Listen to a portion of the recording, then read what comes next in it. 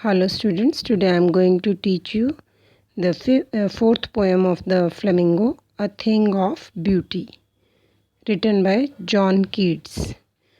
About the poet, John Keats was a British romantic poet. Romantic means here in poetry, love to God's creation.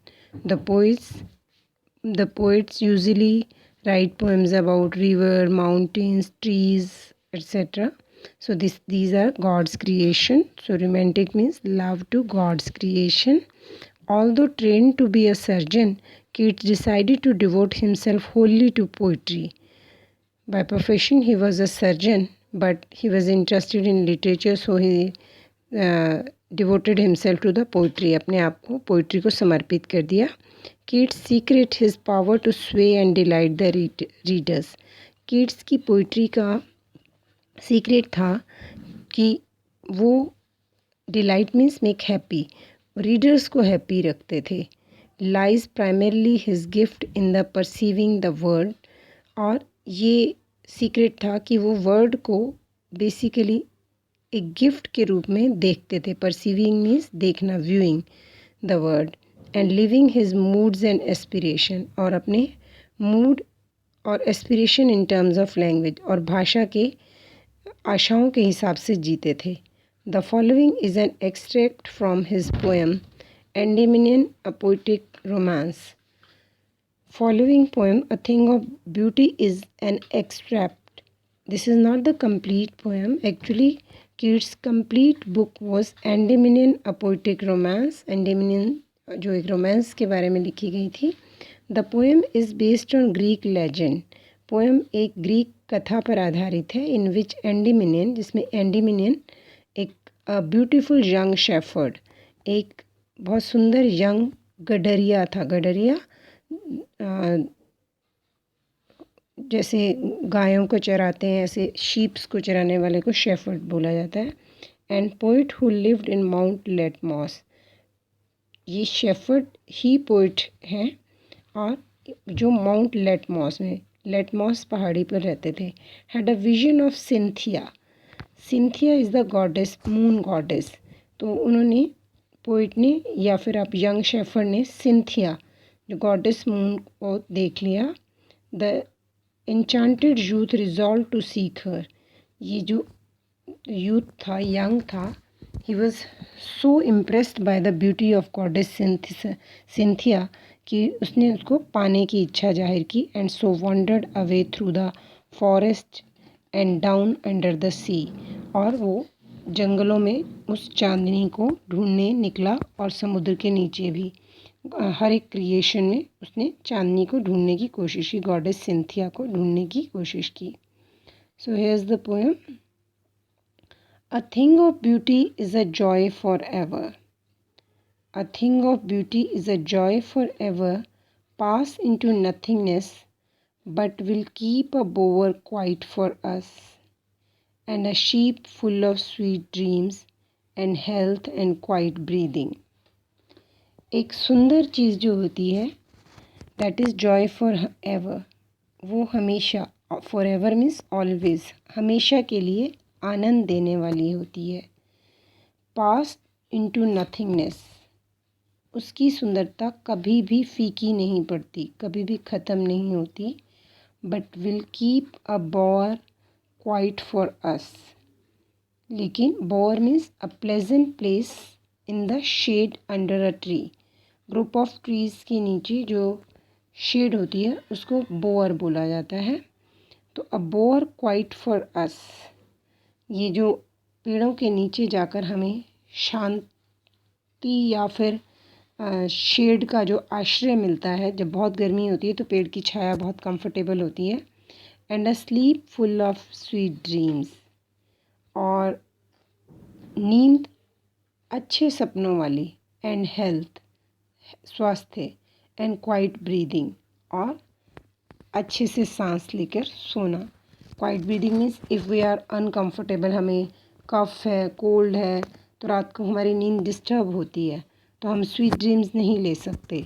तो beauty क्या होती है, जैसे कि पेड़ों के नीचे छाया, और उस छाया में आपको बड़ी अच्छी नींद और स्वास्थ्य मिले, क्योंकि nature is always gives health as it supplies oxygen and quiet breathing, और ब्रीदिंग भी कंफर्टेबल होती है. तो this is the thing of beauty. Nature की each and everything we will describe here. Therefore on every morrow, that's why on every morrow, every morning, morrow here means morning, so every morning are we redding means weaving into red, गूंथना. a flowery band, क्या हम फूलों के गुच्छे को बांधते हैं, bind us to the earth, जो हमें धरती से जोड़े रखती है. क्या हम हर सुबह उठकर फूलों के गुच्छे को बांधते हैं जो हमें धरती से बांधे रखते हैं. दैट मीन्स क्या हम हर सुबह उठकर नेचर के पास जाते हैं. Spite of despondence, despondence disappointment, human being respond नहीं करता नेचर को, डिसअपॉइंट होता है. Of in human dearth of noble nature of gloomy days, inhuman against human values, human values के जो अगेंस्ट होते हैं ऐसे काम ह्यूमन बीइंग करता है, और नोबल नेचर के अगेंस्ट, जो जिससे लैक ऑफ नोबल नेचर हो जाता है. हम नोबल नेचर की अच्छी चीज़ों को ना लेकर हम ऐसी इनह्यूमैनिटी वाली बातें करते हैं जिससे हमें ग्लूमी मीन्स सैड डेज़ को देखना पड़ता है. मीन्स पेड़ों को काट देंगे तो उससे क्या होगा, क्वाइट ब्रीदिंग नहीं होगी, ऑक्सीजन नहीं मिलेगी, नुकसान पहुंचाते हैं हम नेचर को, पॉल्यूशन फैलाते हैं, और उसके कारण हमारे सैड डेज़ होते हैं, हमारी हेल्थ ख़राब होती है. हम नेचर से हमें जो चीज़ें फ्री में फ्रेश एयर मिलनी चाहिए, फ्रेश वाटर मिलना चाहिए, हम उनको डिस्ट्रॉय करते रहते हैं.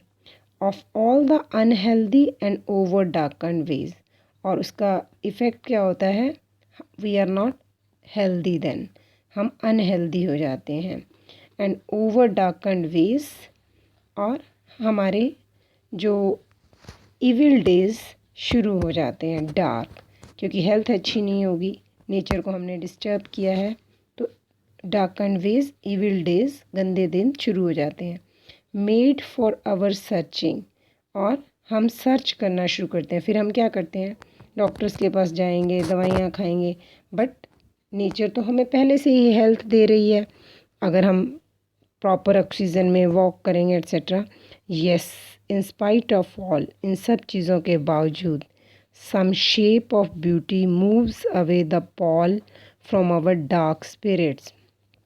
पॉल मीन्स कवरिंग, हमारी आत्माओं के ऊपर, स्पिरिट्स आत्मा, हमारी आत्मा के ऊपर कोई ऐसी ब्यूटीफुल चीज़ आएगी जो हमारी आत्माओं के ऊपर से कवर उठा देगी.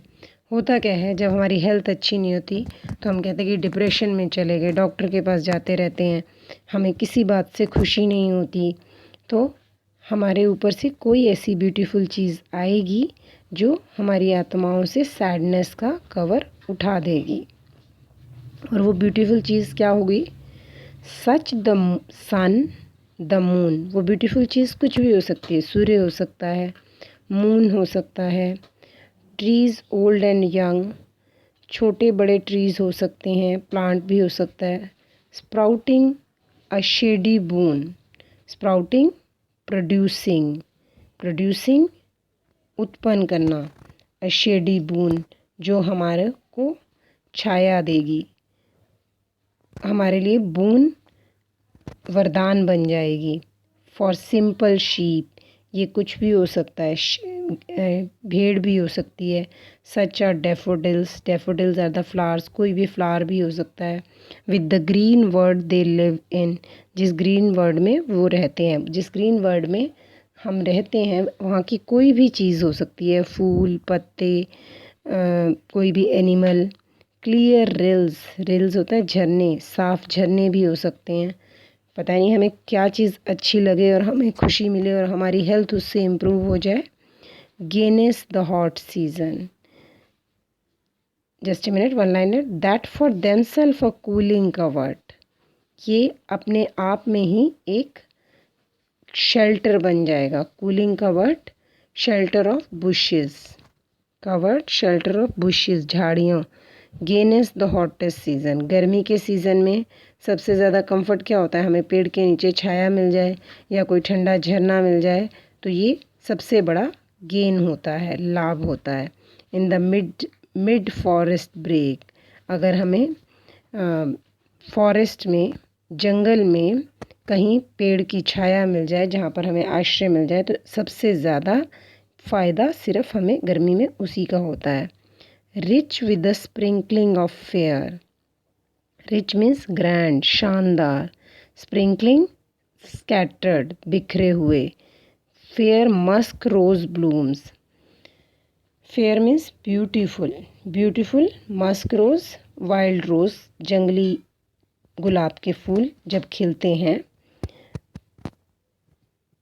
रिच बहुत शानदार, बिखरे हुए, इधर उधर बिखरे हुए जंगली जो रोज़ के फूल खिलते हैं, गुलाब के फूल। And such too is the grandeur of the dooms, यही जो शान है वही ग्रैंड्योर ऑफ डूम्स, कब्रों की सुंदरता होती है। डूम्स ग्रैंड्योर होता है मैग्निफिसेंस, मैग्निफिसेंस ब्यूटीफुल, वैभव। डूम्स यही जो हमारे पूर्वज अपना बलिदान दे चुके हैं, उनकी शान इसी में है। We have imagined for our mighty deads, जो हमने अपने पावरफुल डेड लोगों के बारे में इमेजिन किया हुआ है। हम भगत सिंह को जानते हैं, झांसी की रानी को जानते हैं, वो बहुत कम एज में उनकी डेथ हो गई, लेकिन उनकी शान क्या है, उनकी ब्यूटी, उनका बलिदान है कि आज भी उनको हम याद कर रहे हैं। तो अपने माइटी डेड को हम इसी तरह से जानते हैं। ऑल लवली टेल्स, सारी सुंदर कहानियाँ, that we have heard or read, जो हमने सुनी है या पढ़ी हैं।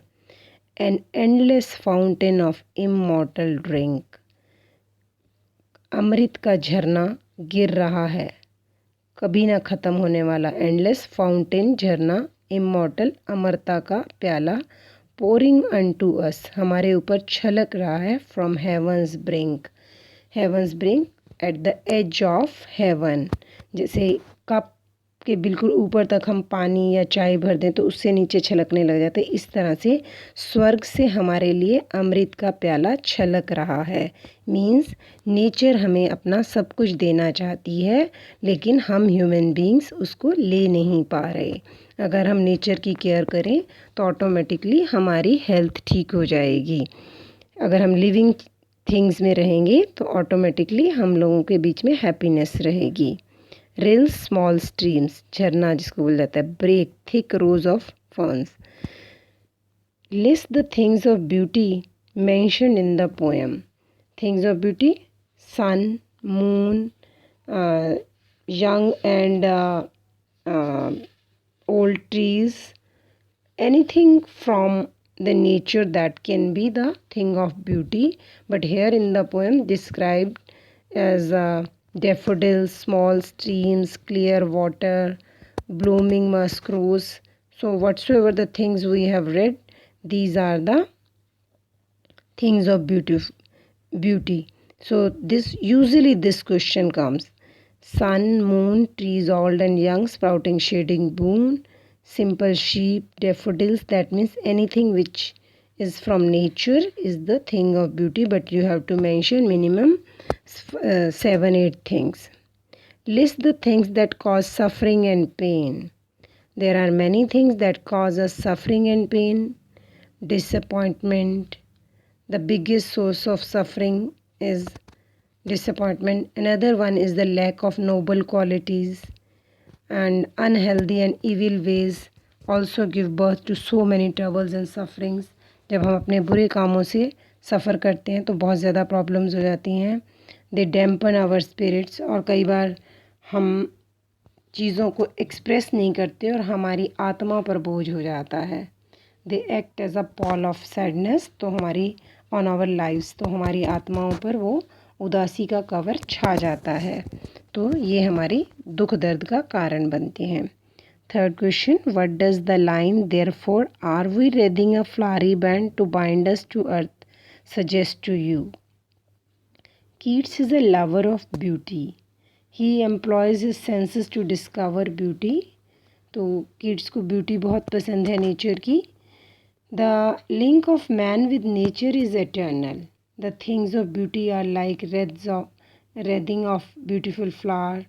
We seem to weave a flowery band every day. Means the poet wants to say that are we connected to the nature? Are we connected to the earth? क्या हम अर्थ से जुड़े हुए हैं? It keep us attached to the beauties of the earth. तो ये सब चीज़ें अगर हम हर रोज़ गार्डन में जाते हैं तो हम अर्थ से जुड़े रहते हैं.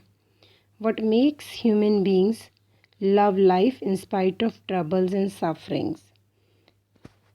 There are many things that brings us troubles and sufferings. लेकिन इसका मतलब ये नहीं है कि हम लाइफ जीना छोड़ देते हैं. They dampen our spirits. हमारी आत्माओं के ऊपर कवर सा हो जाता है. However, some shape of beauty brings love and happiness. लेकिन टाइम के साथ वो चीज़ें हम भूल जाते हैं और कोई ना कोई ऐसी चीज़ आती है जिससे हमें हैप्पीनेस मिलती है हमारी लाइफ्स में. कई बार ऐसा समय आता है डिफ़िकल्ट कि हमें लगता है कि हम इससे निकल नहीं पाएंगे, लेकिन धीरे धीरे नेचर उसको रिकवर करती है. और वो कोई भी चीज़ हो सकती है. हम अपने आप को भुलाने के लिए मूवीज़ देखते हैं, कुछ लोग गार्डन में जाते हैं तो पेट एनिमल रख लेते हैं. तो ये कोई भी चीज़ हो सकती है जो हमारी सैडनेस को हटा सकती है. Thing of beauty removes the Paul of sadness and suffering. वो कवर हटा देती है हमारी आत्मा से जो हमारी उदासी और दुख का कारण होती है. It makes us love life. Now what is the grandeur associated with the mighty dead? The mighty dead are very powerful and dominating persons during their own times. जैसे मैंने आपसे बोला कि भगत सिंह, झांसी की रानी या कोई भी हमारे जो शहीद हैं, their achievements made them mighty and great. क्योंकि उनकी अचीवमेंट्स उनको ग्रेट बना दिया. Their noble works dazzle our eyes. हैरान हो जाते हैं, हमारी आँखें चिंधिया जाती हैं कि उन्होंने इतनी हिम्मत दिखाई. We imagine that such mighty dead forefathers will attain more grandeur on the dooms day. Hence grandeur is associated with the mighty dead. तो हम ये चाहते हैं, जैसे हम लोगों में बोला जाता है स्वर्ग के दिन उनको याद किया जाए, फोर फादर्स को. अगर हम उनको वैसे ही इतने सालों बाद भी याद करते जा रहे हैं तो उनकी ब्यूटी इसी में है. उनकी लाइफ में उन्होंने जो काम किए उनको आज भी हम रिकॉग्नाइज कर रहे हैं, याद कर रहे हैं. Now the question 6, do we experience things of beauty only for short moment? Do they make a lasting impression on us? We feel happy by coming into contact with the things of beauty. अगर हम rose flower देखते हैं garden में तो हमें अच्छा लगता है. They make a lasting impression on us. अब उनका इम्प्रेशन हमारे दिमाग में हमेशा के लिए, दिल में हमेशा बस जाता है. अगर आपने एक बार रोज़ फ्लावर देखा तो क्या आप उसको भूल जाते हैं? अगर उसके बाद कोई रोज़ बोलता है तो आपको उसकी पिक्चर माइंड में आ जाती है. तो this is the lasting impression. हमेशा रह जाता है इम्प्रेशन अच्छी चीज़ का. वो अच्छी चीज़ कोई भी हो सकती है, कोई पेंटिंग हो सकती है, कोई एनिमल हो सकता है, नेचर की कोई पहाड़ है. तो वो सब चीज़ें हमारे ऊपर इम्प्रेशन रखती हैं. Keats makes it clear at the outset a thing of beauty is a joy for ever. शुरू में ही क्लियर कर दिया कि जो ब्यूटीफुल थिंग होती है उसकी जो हैप्पीनेस होती है वो फॉर एवर होती है, एवर लास्टिंग होती है, हमेशा के लिए होती है. It is a constant source of Joy and pleasure. वो हमेशा के लिए हमें खुशी और आनंद देता है. Its beauty never declines and diminishes. कभी भी उसकी ब्यूटी कम नहीं होती या डिम नहीं होती, फेड नहीं होती. It's loveliness goes on increasing every moment. उसकी सुंदरता हमेशा बढ़ती रहती है. It's value remains undiminished. उसकी जो वैल्यू होती है कभी भी वो कम नहीं होती. It never passes into nothingness. ऐसा नहीं है कि ब्यूटीफुल चीज़ हमेशा हम फिर भूल जाते हैं, वो कभी भी ख़त्म नहीं होती. It removes the Paul of sadness. वो हमारे ऊपर से कवर ऑफ सैडनेस, हमारी डार्क स्पिरिट से, उदास आत्माओं से हटा देती हैं. What images does the poet use to describe the beautiful bounty of the earth? This, as I have said in the first question, what are the beautiful things Usually this question comes, and this is the another question: what image does the poet use to describe the beautiful bounty of the earth? This is also very important question. John Keats uses a beautiful image to describe the beautiful bounty of the earth. It is the endless fountain of immortal drink. It pours constantly into the hearts from heaven. Thus, the beautiful bounty of earth is called an endless fountain of immortal drink. This is the image created by Keats. You can say that the image of earth is the beautiful bounty of the earth. Notice the consistency in rhyme scheme and line length. Also notice the balance in the sentence of the poem. So, of noble nature, this is alliteration of gloomy days. N sound is repeated. Of all the unhealthy and over darkened ways, made our searching, yes, in spite of all. So here the poetic devices are used. Revise this poem. We will discuss in the next lecture the poetic devices and rhyme scheme. Thank you.